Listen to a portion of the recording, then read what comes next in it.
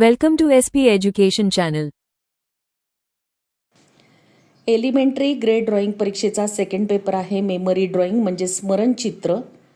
या memory drawing पेपरला तुम्हाला ए ग्रेड 100% कशी मिळते, कशी मिळवता येईल याविषयी आपण पाहणार आहोत आणि संपूर्ण माहिती मेमरी ड्रॉइंगची या व्हिडिओच्या माध्यमातून मी तुम्हाला देणार आहे.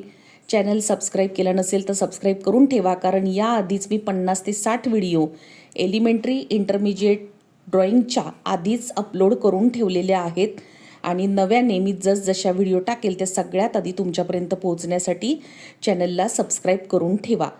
या व्हिडिओमध्ये आपण पाहणार आहोत मेमरी ड्रॉइंग म्हणजे नेमकं काय, त्याला नेमकं तुम्हाला काय येतं, ए ग्रेड कशी मिळते, तुम्ही वेळेचा वापर तुम्ही कसा करायचा, कोणते कलर्स तुम्ही वापरायचे, तुम्हाला ड्रॉइंगला नेमके कोणते सब्जेक्ट येऊ शकतात, अशी संपूर्ण माहिती मी या व्हिडिओमध्ये तुम्हाला देत आहे. आता आपण सुरुवातीला पाहूया मेमरी ड्रॉइंग स्मरणचित्रमध्ये तुम्हाला नेमकं काय अपेक्षित असतं. टीचर जे शिक्षक असतात त्यांना तुमच्याकडून काय अपेक्षा असते. तुमच्या ड्रॉइंगमध्ये साधारण 3 ते 4 माणसाच्या आकृती म्हणजेच ह्युमन फिगर्स काढणं गरजेचं आहे. एखादा प्रसंग दिला जाईल आणि त्या प्रसंगाला अनुसरून योग्य पार्श्वभूमी म्हणजे व्यवस्थित बॅकग्राऊंड त्याला दाखवून 3 ते 4 ह्युमन फिगर्स तुम्ही काढायच्या आहेत.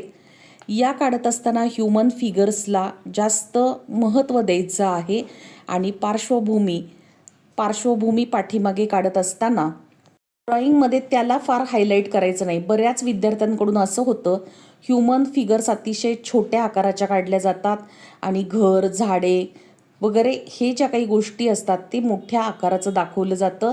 त्यामुळे हायलाईट जो करायचा आहे भाग तो ह्युमन फिगर्सला करायचा आहे. ह्युमन फिगर्स या एकाच हालचालींच्या दाखवायच्या नाहीत, वेगवेगळ्या हालचाली करत असताना त्या आहेत अशा दाखवायच्या आहेत. माझ्या चॅनलवरती जाऊन पाहिल्यानंतर ह्युमन फिगर्स अतिशय सोप्या पद्धतीने तुम्हाला कशा काढता येतील ते मी दाखवलेलं आहे. बऱ्याच मुलांना प्रश्न पडतो की कलर्स कोणते वापरायचे. मेमरी ड्रॉइंग स्मरणचित्र यासाठी तुम्ही कोणतेही कलर्स वापरू शकता, जसे की कलरफुल पेन्सिल्स, वॉटर कलर्स वापरू शकता, ऑइल पेस्टल्स वापरू शकता, वॅक्स क्रेयॉन्स वापरू शकता किंवा तुमच्याकडे जे कलर्स उपलब्ध असतील ते तुम्ही वापरू शकता. कलर्स वापरताना बऱ्याच जणांना शंका असते की आम्ही एकच कलर संपूर्ण पेपरमध्ये वापरायचा का, की सगळे कलर्स आम्ही वापरू शकतो. तुमच्या मनाप्रमाणे तुम्ही कसेही अनेक कलर्सचा एकत्रितपणे वापर करून तुम्ही वापरू शकता किंवा तुम्हाला एखादा कलर जरी वापरायचा असेल तरी तुम्ही वापरू शकता. आता जे इथून मागे पेपरला येऊन गेलेले सब्जेक्ट आहेत आणि नव्याने येऊ शकणारे सब्जेक्ट आहेत त्याची एक सेपरेट व्हिडिओ मी लवकरच अपलोड करणार आहे. पण तुम्हाला सांगते, तुम्हाला नेमकं एलिमेंटरी ग्रेड ड्रॉइंग परीक्षेच्या सेकंड पेपर मेमरी ड्रॉइंगला म्हणजे स्मरणचित्रच्या पेपरला साधारण रोजच्या आपल्या दैनंदिन जीवनामध्ये ज्या घटना घडत असतात, प्रसंग असतात, काही दृश्य असतात, त्याच्याविषयी तुम्हाला ड्रॉइंगचे सब्जेक्ट येऊ शकतात किंवा कुटुंबातला एखादा प्रसंग जसा की वाढदिवस असतो, राखी पौर्णिमा असते, अशा प्रकारचे सब्जेक्ट येऊ शकतात. वर्ग, शाळा याला अनुसरून स्वच्छतेचे कार्यक्रम घेतले जातात, त्याचा एखादा विषय येऊ शकतो. मी सगळे सब्जेक्ट तुम्हाला व्यवस्थित एका व्हिडिओमध्ये सांगणार आहे आणि त्यातले महत्त्वाचे कोणते एक्झामला नक्की येऊ शकतील अशी देखील व्हिडिओ मी करून लवकरच अपलोड करणार आहे. त्यानंतर खेळामधील प्रसंग हे येऊ शकतात. पर्यावरण म्हणजे एन्व्हायरनमेंटचं रक्षण कसं करायचं आहे, श्रमप्रतिष्ठा, स्त्री पुरुष समानता, स्वच्छता, राष्ट्रीय एकता याच्यासारखे तुम्हाला सब्जेक्ट दिले जातील. राष्ट्रीय कार्यक्रम 15 ऑगस्ट, 26 जानेवारी असे कार्यक्रम देखील काढायला सांगितले जाऊ शकतात. म्हणजे धार्मिक कार्यक्रम, राष्ट्रीय कार्यक्रम, सण, फेस्टिवल अशा प्रकारचं तुम्हाला काढायला येऊ शकतं.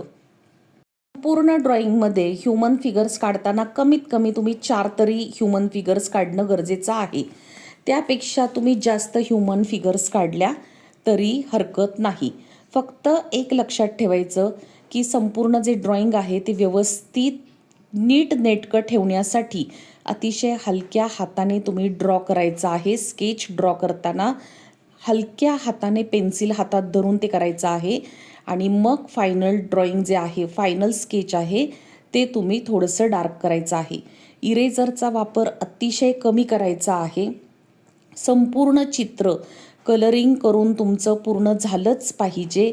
नाही झालं तर तुम्हाला मार्क दिले जात नाही, फेल केलं जातं. ड्रॉइंगमधील फिगर्स जर अतिशय छोट्या आकाराच्या काढल्या, कागदाला साजेल अशा काढल्या नाहीत तर तरीसुद्धा तुम्हाला फेल केलं जाऊ शकतं किंवा तुम्हाला अगदी खालची ग्रेड मिळू शकते. त्यामुळे ह्या गोष्टी फार महत्त्वाच्या आहेत. संपूर्ण वॉश देऊन घ्यायचा आहे आणि नंतरच कलरिंगला सुरुवात करायची आहे. म्हणजे चित्र शेवटी अर्धवट राहिलं आहे असं वाटणार नाही आणि ते कंप्लीट होईल. तुम्हाला कसा वेळ वापरायचा हे देखील मी सांगते. पण बघा, चित्राचे काही विषय आहेत, काही उत्सव असतात, मिरवणुका, यात्रा, गर्दीची ठिकाणं असतात, जसं की बगीचा असतो, गार्डन असतं, बाजार असतं, रेल्वे स्टेशन असतं किंवा गावाकडे बघा, गावाकडे एखाद्या झाडाच्या खाली ग्रामसभा भरल्या जातात, तो असतं. स्थानिक कला परंपरा असतात, काही खेळ दाखवलेले असतात. असे बरेचसे एलिमेंटरीचे सब्जेक्ट आहेत आणि त्या पद्धतीने ते एक्झामला येऊ शकतात. हा जो स्मरणचित्र किंवा मेमरी ड्रॉइंग असतं, बऱ्याच जणांना असं वाटतं की तिथे तुम्हाला ते ट्रेस करून देणार आहेत किंवा तुम्ही ट्रेस पेपरने ट्रेस करू शकता आणि नंतर कलरिंग करू शकता. तसं नाही. तुम्ही संपूर्ण हाताने हे स्वतः स्केच काढायचं आहे, स्वतःच्या आयडिया वापरायच्या आहेत, स्वतःच्या कल्पना वापरायच्या आहेत आणि कल्पनेतून ते चित्र तुम्ही वेगळ्या पद्धतीने निर्माण करायचं आहे. चित्र कोणाचंही पाहून कॉपी करायचं नाही.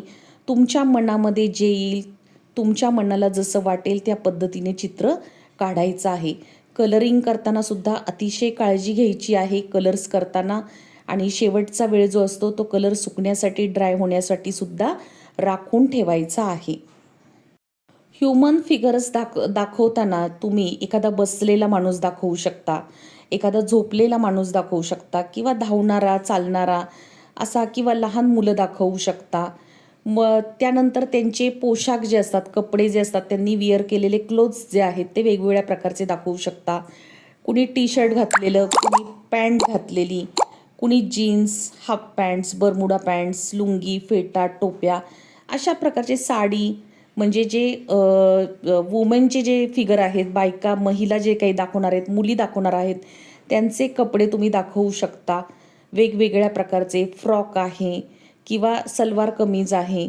फक्त एक लक्षात ठेवायचं की बऱ्याच वेळा असं होतं, विद्यार्थी काय करतात, स्टुडंट काय करतात की हे जे कपडे आहेत, या कपड्यांवर अतिशय बारीक डिझाईन काढत बसतात आणि त्यात त्यांचा वेळ जातो. कपड्यांवर बारीक डिझाईन काढायची नाही. खूप सुटसुटीत अशा डिझाईन तुम्ही दाखवायच्या आहेत. खूप गिचमीड चित्रामध्ये दाखवता कामा नये. तुमचं जे चित्र आहे ते अतिशय उठावदार अशा कलर्सने तुम्ही कलरिंग करायचं आहे. ह्युमन फिगरसुद्धा अशा गिचमीडमध्ये किंवा गर्दी दाखवायची नाही चित्रामध्ये. चित्र तुमचं सुटसुटीत हवं, सुंदर हवं, फ्रेश हवं, खाडाखोड जास्त केलेली नसावी आणि संपूर्ण चित्र कलरिंग करून पूर्ण झालेलं असावं. या सगळ्या गोष्टी जर तुम्ही केल्या तर ए ग्रेड तुम्हाला 100% मिळते. एक लक्षात ठेवायचं की मेमरी ड्रॉइंग स्मरणचित्र काढताना सगळ्यात पहिल्यांदा तुम्ही रफ स्केच जे आहे ते पहिलं करून घ्यायचं. कारण काय होतं, डार्क स्केच तुम्ही जर डायरेक्टली काढायला घेतलं तर चित्र चुकू शकतं. त्यामुळे एक रफ स्केच जे आहे ते तुम्ही काढायचं आहे. सब्जेक्ट खूप वेगळ्या वेगळ्या प्रकारचे तुम्हाला देऊ शकतात. अजिबात ही एक्झाम जी आहे ती अवघड नाही. कदाचित असं देखील होऊ शकतं की चित्र जे तुमचं ड्रॉइंग आहे ते ड्रॉ करताना, कलरिंग करताना कलर बाहेर जातो आणि तुम्हाला असं वाटतं की आता नाही, आता काहीच होणार नाही. पण तुम्ही त्यातूनही पॉझिटिव्ह विचार करून संपूर्ण चित्र जे आहे शेवटपर्यंत व्यवस्थित करू शकता. फक्त हार मानायची नाही आणि शेवटपर्यंत तुमचा प्रयत्न तुम्ही ठेवायचा आहे. जेव्हा तुम्हाला सब्जेक्ट कळणार आहे, 3 सब्जेक्ट दिले असतील त्यातील एक सब्जेक्ट जो असा असतो की तुम्हाला खूप चांगल्या पद्धतीने त्याचा प्रसंग डोळ्यासमोर येतो, तुम्हाला भरपूर आयडिया येतात आणि जास्त आयडिया येणारा प्रसंग, जास्त तुम्हाला आवडणारा जो विषय आहे तो तुम्ही निवडायचा आणि एकच ड्रॉइंग त्या 3मधलं एकच सिलेक्ट करून, 3 सब्जेक्ट देतील ऑप्शन असतात ते, आणि मग एकच तुम्ही ड्रॉ करायचा आहे. तो प्रसंग डोळ्यासमोर आणायचा आणि मग तो चित्र काढायला सुरुवात करायची आहे. चित्राच्या विषयाला सगळ्यात महत्त्वाचा भाग आहे. जो तुमचा ड्रॉइंगचा सब्जेक्ट दिला आहे त्याला खूप फोकस करायचं, त्याला प्राधान्य द्यायचं. नाहीतर तो विषय बाजूला राहणार आणि दुसरंच तुम्ही रेखाटायला सुरुवात करणार, दुसरंच काहीतरी जास्त दाखवणार चित्रामध्ये. हे टीचरला चालत नाही. जो मूळ विषय आहे त्याला शेवटपर्यंत विसरायचं नाही. त्यामुळे तुम्हाला ए ग्रेड 100% मिळणार आहे. या सगळ्या तुम्ही टिप्स ज्या आहेत त्या फॉलो करायच्या आहेत. एक्झाम सेंटरवरतीच तुम्हाला तुमचा ड्रॉइंग पेपर जो असतो तो मिळणार आहे. व्यवस्थित तुम्हाला वेळ मिळतो कलरिंगसाठी, कलर ड्राय करण्यासाठी सुद्धा शेवटचे 10 मिनिट तुम्ही वापरायचे आहेत. सेंटरवरती पेपर मिळाल्यानंतर तुमची माहिती सगळी पेपरवरती पेनने लिहिल्यानंतर जेव्हा ड्रॉइंगचा भाग असतो, ड्रॉ करण्यासाठी पेन्सिलने जे करण्याचा भाग असतो, सुरुवातीला 2-2 सेंटीमीटर साधारण 2 सेंटीमीटर अंतर सोडून हाताने तुम्ही रेषा मारून घ्यायच्या आहेत. आणि चित्र काढताना तुम्ही कोणत्याही प्रकारे कंपास बॉक्समध्ये ज्या वस्तू असतात, कर्कटक असतं, स्केल असते, अशा प्रकारचे वस्तू, जॉमेट्रिकल इन्स्ट्रुमेंट्स कोणतेही वापरायचे नाहीत. जर परीक्षकांच्या लक्षात आले की स्केलचा वापर केला आहे, गुपचूप तुम्ही जरी स्केलचा वापर केला तरी ड्रॉइंगचे टीचर्स असतात त्यांच्या हे सगळं लक्षात येतं आणि मग तुम्हाला कमी ग्रेड दिली जाते किंवा कदाचित फेलही केलं जातं. त्यामुळे तुम्हाला अलाउड नाही ड्रॉइंगचे जे काही काढत असाल ड्रॉइंग त्या कोणत्याही परीक्षेला फक्त जॉमेट्रीच्या पेपरला तुम्ही हे सगळं मटेरियल वापरू शकता. बाकी कोणत्याही पेपरला तुम्हाला हे मटेरियल वापरण्याची मुभा नाही. त्यामुळे ते वापरायचं नाही. मोठी मोठी चित्र काढायची आहेत, फिगर्स व्यवस्थित मोठ्या मोठ्या काढायच्या आहेत, त्यांचे कपडे फ्रेश कलरने दाखवा. चित्र काळपट कसं होणार नाही याकडे लक्ष द्या. फ्रेश कलर्स त्यासाठी वापरायचे आहेत. आणि चित्रातील जे काही म्हणजे आता समजा एखादा माणूस आहे आणि एखादं झाड आहे, जे तुम्ही चित्राला सुसंगत असं सगळं काढायचं आहे की झाडाची साईज किती काढायची आहे किंवा बादलीची साईज त्याच्यामध्ये असेल तर समजा किती काढायची आहे. विहिरीवर पाणी भरणाऱ्या बायका असतील तर त्यांच्या डोक्यावरचा हंडा किती मोठा दाखवायचा आहे. अशा पद्धतीने विचार करून तुम्ही ते सगळं जे आहे ड्रॉइंग काढायचं आहे. चित्रामध्ये पाठीमागे अशा उलट्या उभ्या राहणाऱ्या व्यक्ती काढायच्या नाहीत. एखादी व्यक्ती पाठमोरी काढली तर चालेल, पण तुम्ही खूप व्यक्ती पाठमोऱ्या उभ्या आहेत अशा दाखवू नका, म्हणजे चित्र छान दिसतं.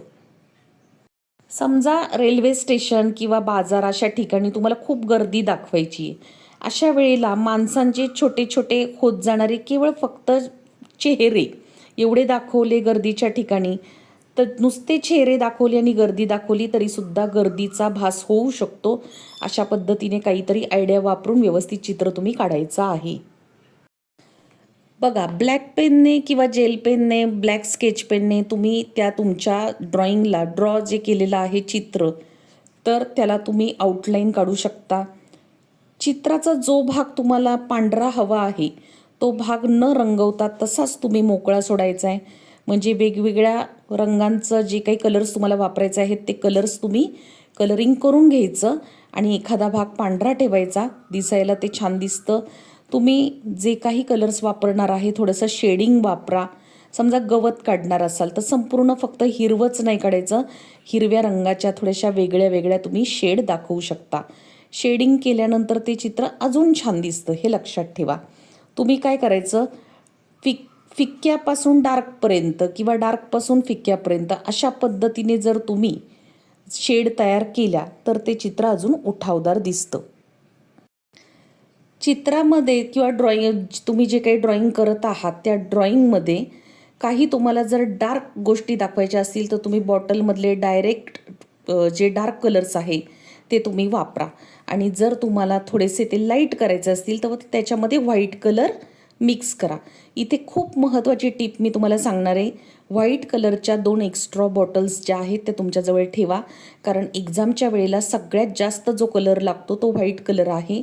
कारण भरपूर शेड्स आपल्याला बनवायचे असतात आणि व्हाईट कलरला पर्याय नाही. त्यामुळे व्हाईट कलर तुमच्याजवळ एक्स्ट्रा 2 बॉटल ठेवा, म्हणजे तुम्हाला वेगवेगळ्या नवीन नवीन शेड्स तयार करता येतील आणि एकाच कलरने काम होणार नाही. जर तुमचं ड्रॉइंग जर पावसाळ्याच्या सीझनशी जर हे असेल, रिलेटेड असेल किंवा रेनी सीझनशी काही विषय असेल मिळता जुळता, अशा वेळेला पावसाळ्याच्या विषयाला तुम्ही डार्क ब्ल्यू कलर किंवा फेंट ब्ल्यू कलर पाणी घालून त्याच्यामध्ये मिक्स करून असा फिक्का वॉश तुम्ही देऊ शकता पूर्ण चित्राला. म्हणजे काय होतं, पावसाळ्याचं वातावरण निर्माण होतं. एक लक्षात ठेवायचं, पाठीमागचा भाग, पार्श्वभूमी किंवा बॅकग्राऊंड जर तुमच्या ड्रॉइंगमधलं तुम्ही डार्क कलरने रंगवलं तर ज्या तुम्ही ह्युमन फिगर्स दाखवलेल्या आहेत त्यांचे कपडे तुम्ही लाईट कलरने दाखवा. आणि पाठीमागचा भाग, पार्श्वभूमी किंवा बॅकग्राऊंड जर तुम्ही लाईट कलरने कलरिंग केलं असेल तर जे तुमच्या ड्रॉमधले जे व्यक्ती आहेत किंवा ह्युमन फिगर्स आहेत ते तुम्ही डार्क कलर्सने कलरिंग करायचे. म्हणजे काय होतं, विरोधी रंगसंगतीने ते चित्र जे आहे, तुमचं ड्रॉइंग जे आहे ते अतिशय उठावदार दिसतं. शेडिंगचा वापर तर 100% तुम्ही ड्रॉइंगमध्ये करा. भिंतीचा भाग असतो, झाडं असतात, आकाश असतं, याच्यामध्ये तुम्ही वेगवेगळ्या कलर्सचे शेड वापरू शकता, शेडिंग करू शकता. त्यानंतर तुम्ही ज्या काही ह्युमन फिगर्स काढणार आहेत त्यांच्या शॅडोसुद्धा तुम्ही दाखवा. टीचरच्या लक्षात येतं की यांना काढता येत आहे, भरपूर यांच्या आयडियाज आहेत, हे टीचरला दिसल्यानंतर सुद्धा तुम्हाला ए ग्रेड मिळणं सोपं होतं. चित्रामध्ये एखादा भाग तरी असा असतो की तो थोडासा व्हाईट कलरचा सोडायचा, म्हणजे आहे तो कलर तिथे ठेवायचा, तो सुद्धा छान दिसतो. एखाद्या घराचा कलर असू द्या किंवा कपड्यांमधला असू द्या, तो सुद्धा सुंदर दिसतो. कलर मिक्सिंग जर करत असाल तर तो जादा मिक्स करून ठेवायचा, म्हणजे तोच कलर परत तुम्हाला लागला तर वापरता येतो. तुम्हाला मगाशी सांगितल्याप्रमाणे तुम्हाला ॲन्सर शीट मिळाल्यानंतर चारही बाजूंनी स्केलचा वापर न करता, पट्टीचा वापर न करता 1.5 ते 2 सेंटीमीटर अंतर सोडून तुम्ही आउटलाईन आखून घ्यायची. म्हणजे तुम्ही हाताने ते ज्या लाईन असतात त्या मारून घ्यायच्या आहेत चारही बाजूला, पट्टीचा वापर करायचा नाही. Elementary second paper memory drawing म्हणजे स्मरणचित्र, याच्यासाठी साधारण टाईम मॅनेजमेंट कसं करायचं हे मी तुम्हाला सांगते. टोटल वेळ तुम्हाला 2 आवर्स म्हणजे 2 तास असतो, म्हणजे 120 मिनिट्स टोटल तुमच्याकडे टाईम आहे. यामध्ये तुम्ही काय करायचं, रफ स्केच जे आहे ते सुरुवातीच्या 10 मिनिट्समध्ये कंप्लीट करायचं. मग तुम्ही संपूर्ण फायनल जे स्केच आहे ते संपूर्ण जे आहे ते 30 मिनिटपर्यंत संपूर्ण तुमचं कच्चं, रफ आणि फायनल हे तुम्ही पूर्णपणे 30 मिनिट्समध्ये कंप्लीट करायचं. त्यानंतर कलरिंगसाठी साधारण तुम्ही 1 आवर 10 मिनिट्स म्हणजे 70 मिनिट पूर्णपणे वापरायचे. संपूर्ण कलरिंग आणि आउटलाईन ब्लॅक पेनने तुम्ही आउटलाईन करून घ्यायची. या संपूर्ण गोष्टीसाठी टोटल तुम्ही 70 मिनिट वापरायचे. म्हणजे बघा, रफ स्केच करायला 10 मिनिट झाले, पूर्णपणे रफ आणि फायनल स्केच करायला पुन्हा तुम्ही 30 मिनिट वापरले, ब्लॅक पेनने आउटलाईन आणि कलरिंगसाठी तुम्ही 70 मिनिट वापरले, आणि आता शेवट तुम्ही कलर ड्राय होण्यासाठी फिनिशिंग, टचअप ह्या सगळ्या ज्या गोष्टी असतात त्यासाठी तुम्ही 10 मिनिट ठेवायचे आहेत. हे सगळं जे आज झालं ते 120 मिनिट्समध्ये तुमचं कंप्लीट होणार आहे. नवीन नवीन व्हिडिओ मी अपलोड करत राहील. परीक्षेला नेमके कोणत्या प्रकारचे प्रश्न येऊ शकतात याच्या देखील व्हिडिओ टाकणार आहे. प्रॅक्टिस पेपरच्या व्हिडिओ देखील टाकणार आहे. जुन्या व्हिडिओज देखील महत्त्वाच्या आहेत. फास्ट स्पीड करून तुम्ही त्या पाहून घ्या. तुम्हाला व्हिडिओ आवडली असेल तर लाईक करा, शेअर करा, सबस्क्राईब करा आणि हाईपचं बटन दाबा. हाईपचं बटन दाबल्यानंतर मला एक एक्स्ट्रा लाईक मिळणार आहे. धन्यवाद.